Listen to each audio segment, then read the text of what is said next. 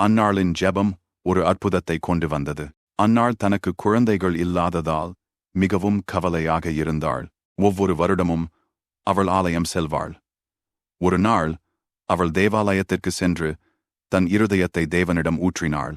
அவள் அழுது ஜெபித்து ஒரு பொருந்தனை பண்ணினாள்.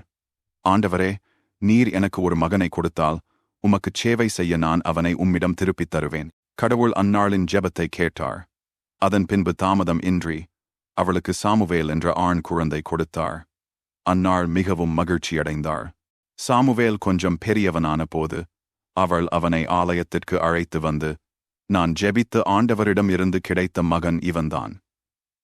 இப்போது அவன் இங்கே வாழ்ந்து கடவுளைச் சேவிக்க உதவுவான் என்றாள். அவளுடைய விசுவாசமும் பக்தியும் ஒரு நீடித்த மரபாக மாறியது.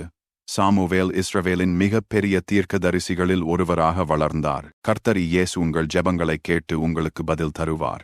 நீண்ட நாட்கள் காத்திருந்தாலும் நிச்சயமாக முடிவுண்டு. உங்கள் நம்பிக்கை வீண் போகாது. அவர் சரியான நேரத்தில் சரியான முறையில் உங்களை ஆசீர்வதிப்பார்.